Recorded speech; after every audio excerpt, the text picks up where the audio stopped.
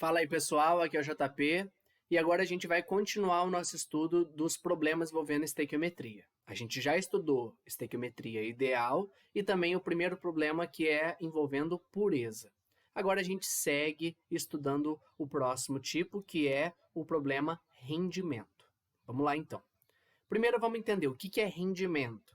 Esse rendimento vai indicar uma porcentagem que eu vou obter do meu produto comparado ao que era previsto teoricamente.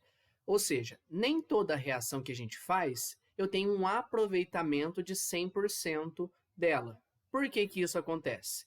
Se eu tenho um rendimento que é menor que 100%, pode ser que isto esteja relacionado à natureza da reação, ou seja, tem reações que naturalmente não acontecem na sua totalidade. Ou também as condições experimentais, dependendo do jeito que eu faço essa reação, mesmo que eu use reagentes puros, eu posso ter aí um rendimento abaixo de 100%. Por exemplo, se a gente pega para fazer suco de laranja a partir de várias laranjas, a gente percebe que o tanto que eu obtenho de suco mesmo, se eu comparo de uma laranja e de outra, pode ser diferente. Tem laranja que tem mais caldo do que outras. Isso justamente é o problema de rendimento. Eu posso ter aí duas laranjas aparentemente iguais, mas o tanto de suco que eu obtenho delas é diferente, beleza? Como que a gente resolve problemas envolvendo rendimento? De maneira muito simples.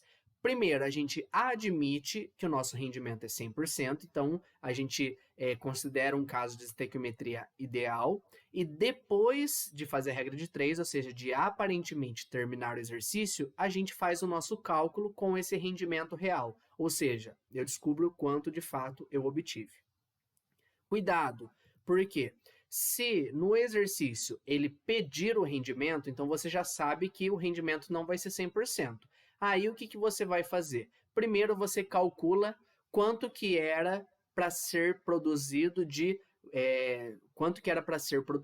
né, o nosso produto teoricamente, o previsto teoricamente. E aí sim você calcula o rendimento comparando com o dado do exercício, beleza? Vamos fazer agora, como a gente já fez, né, nos outros casos, fazer exemplos envolvendo esse problema aqui. Então vamos lá. Primeiro problema. A grafita pura é constituída essencialmente de carbono. Sua queima pode ser representada pela equação C mais O2 formando CO2. Se o rendimento da reação for de 75%, quantos gramas de gás carbônico são produzidos a partir de 1,8 vezes 10 a 24 átomos de carbono? E aí ele deu como dados para a gente a massa do C, do carbono, e a massa do O, oxigênio. Bom, perceba aqui que ele já te deu algumas informações. Vamos pegar aqui as informações. Primeira coisa, a gente tem aqui a nossa equação, né? Então, o primeiro passo é montar a nossa equação balanceada. Ele já deu a equação. O que a gente tem que fazer? Conferir se ela está balanceada. De fato, ela está. Um carbono, dois oxigênios. Agora, vamos analisar aqui as informações que eu tenho no texto. Ele fala de rendimento, 75%, então está aqui o nosso problema. Ele me fala de gramas de gás carbônico, ou seja, vai mexer com massa de gás carbônico, CO2, e fala de átomos de carbono, ou seja, C. Tá certo? Então, essas vão ser as duas substâncias relacionadas no exercício, C e CO2. Próximo passo nosso agora, como ele já deu o rendimento, considerar como se fosse estequiometria ideal. Vou calculando passo a passo e deixo o rendimento lá para o final. Primeira coisa, vamos lá. Montei a equação balanceada, já vi quais substâncias com quais eu vou precisar trabalhar. Agora a gente vai para a leitura molar. Como está balanceada, eu sei que 1 mol de carbono forma 1 mol de gás carbônico. Agora a gente faz a adaptação dessas unidades. Porque aqui está mol, mas na verdade ele está falando aqui de átomos de carbono. E aqui está mol e ele pede gramas. Vamos lembrar.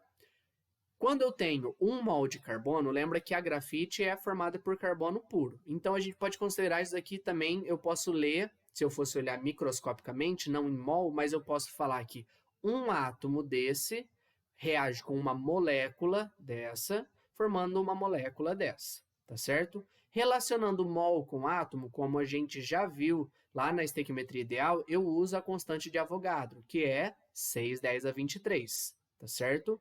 1 mol, então, eu não tenho que multiplicar por fator nenhum. Já o gás carbônico, tá mol e pede grama, tem que usar massa molar.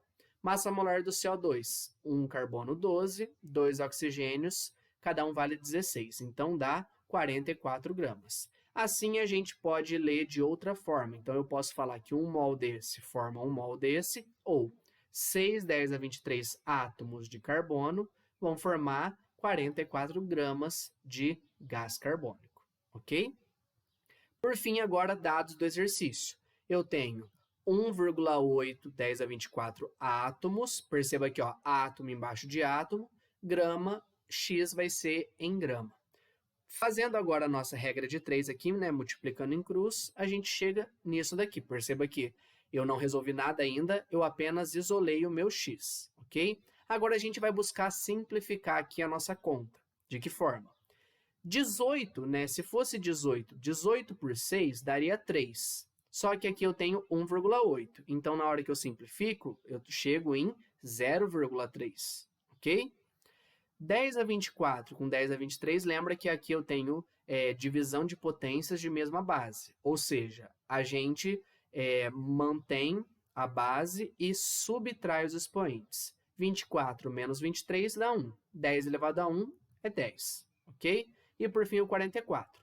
Sobrou aqui 0,3 vezes 10 vai dar 3. 3 vezes 44, eu chego em 132 gramas. Gramas de quem? Gramas de gás carbônico. Ou seja, se eu tivesse uma reação ideal com rendimento de 100%, essa quantidade de átomos de carbono formaria 132 gramas de gás carbônico. Mas a gente sabe que o rendimento não foi de 100%. Então, agora a gente calcula a quantidade real produzida. Vamos lá. Como que eu faço esse cálculo com rendimento real? A gente viu que se o rendimento fosse 100%, eu produziria 132 gramas de gás carbônico. Se o rendimento é 75%, eu produzo Y gramas. Assim, a gente faz aqui uma nova regra de 3, multiplica em cruz, chega que Y é 99 gramas. Então, é essa quantidade, de fato, que eu consigo produzir de gás carbônico. Fechamos aqui o nosso primeiro exemplo envolvendo rendimento. Vamos para o próximo agora. Ele fala o seguinte: fazendo-se reagir 3,4 gramas de NH3 com quantidade suficiente de O2, segundo a reação, tá aqui essa reação, obteve-se 2,1 gramas de N2. Qual é o rendimento dessa reação? E deu aqui alguns dados para a gente. Vamos lá, vamos pegar aqui as nossas informações. Primeira coisa, a nossa equação. Novamente, ele já deu aqui a equação. A gente confere se ela está balanceada. Uma dica, geralmente, tá? E cuidado com esse geralmente.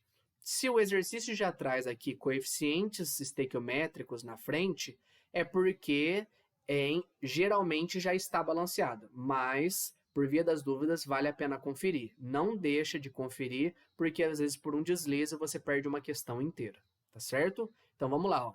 4Ns, aqui 2 vezes 2, 4Ns. 4 vezes 3Hs dá 12Hs. 6 vezes 2 dá 12 também. E 3 vezes 2, 6 oxigênios. 6 vezes 1, 6 oxigênios. Já está balanceado. Ótimo. Agora, a gente vai pegar os dados do nosso exercício. Ele fala que eu vou reagir 3,4 gramas de NH3, tá aqui o NH3, com quantidade suficiente de O2, mas não falou nada desse O2, só falou que ele vai participar da reação. Mas eu vou obter 2,1 gramas de N2. Essa é a minha segunda substância que eu vou usar na conta. E o que ele quer? Ele quer o rendimento dessa reação.